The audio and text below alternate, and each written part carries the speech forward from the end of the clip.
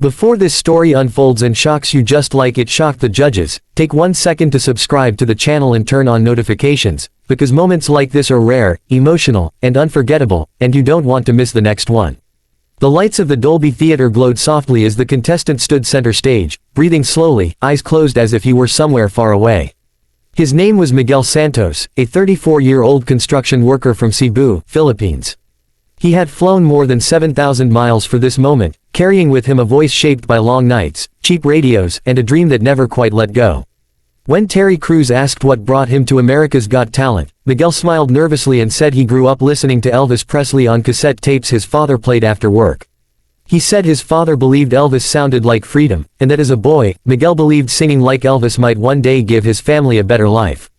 Simon Cowell raised an eyebrow. He had heard Elvis impressions before, hundreds of them. Some were entertaining, some embarrassing, most forgettable. He leaned back in his chair, arms crossed, prepared for yet another imitation that would miss the magic. Sofia Vergara smiled politely. Heidi Klum nodded with interest.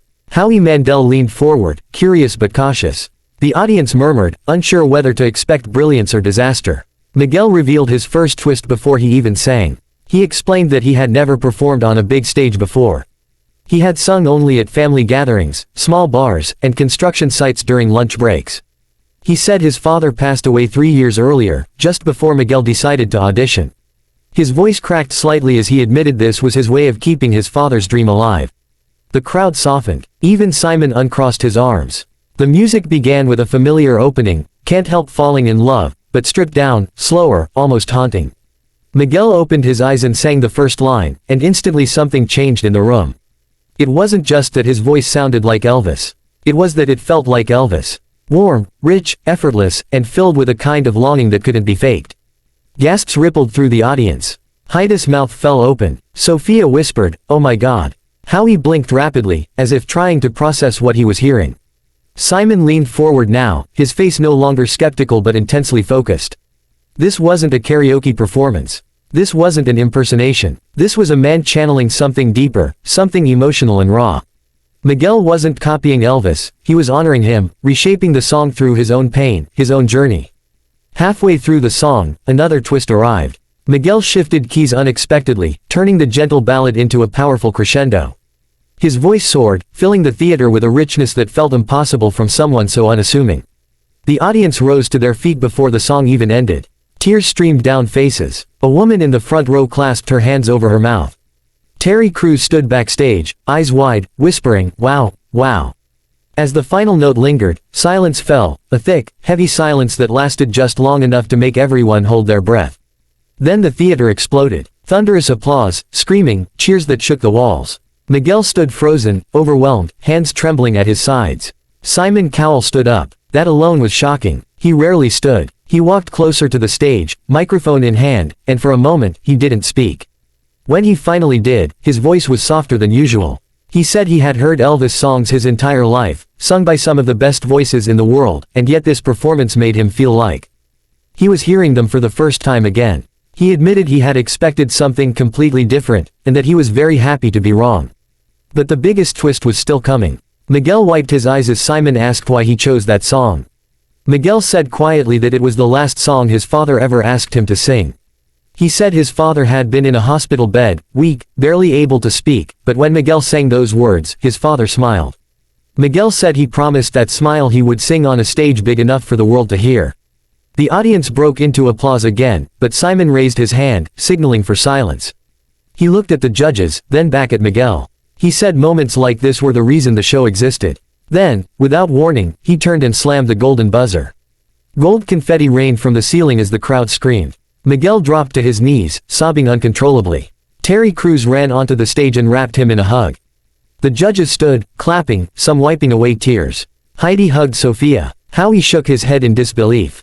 But the story didn't end there. Backstage, Miguel revealed another truth. He said he almost didn't come to America. His visa had been denied once. He sold his motorcycle to pay for the flight. He borrowed money from relatives who didn't believe singing could change anything. He admitted that if he failed tonight, he planned to quit music forever and return to construction work, believing the dream had gone as far as it could. When the golden buzzer moment aired, the internet exploded. Clips of Miguel's performance went viral within hours. People argued online whether he was the best Elvis-style singer ever to appear on the show. Celebrities shared the video. Music producers reached out. Fans from the Philippines flooded social media with messages of pride, calling him a symbol of hope. In the next round, another twist challenged him. The judges warned him not to rely solely on Elvis. They wanted to see Miguel, not just the legend.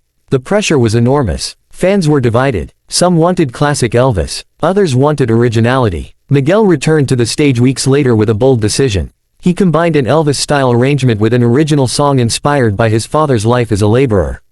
The lyrics spoke of worn hands, silent sacrifices, and dreams passed from father to son.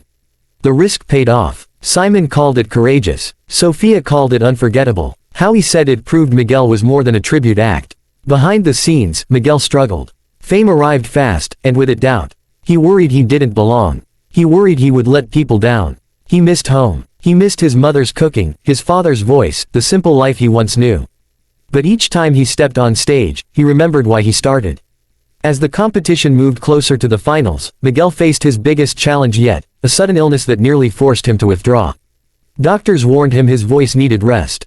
Producers waited anxiously. Fans feared the worst. On the night of the semifinals, Miguel appeared anyway, refusing to give up. His voice wasn't perfect that night, but it was honest, raw, human, and somehow, that made it even more powerful. The audience felt it. The judges felt it. America voted him through. By the time the finals arrived, Miguel Santos was no longer just Filipino Elvis. He was a storyteller, a symbol of perseverance, a reminder that talent can come from anywhere and that dreams don't need permission to cross borders. When the season ended, regardless of the final ranking, Miguel had already won something bigger. He had honored his father. He had changed his life. And he had reminded millions of viewers why music matters. Today, people still talk about that golden buzzer moment. About the quiet man from the Philippines who walked onto the AGT stage and left Simon Cowell shocked. About the night Elvis's spirit seemed to return, not through imitation but through heart.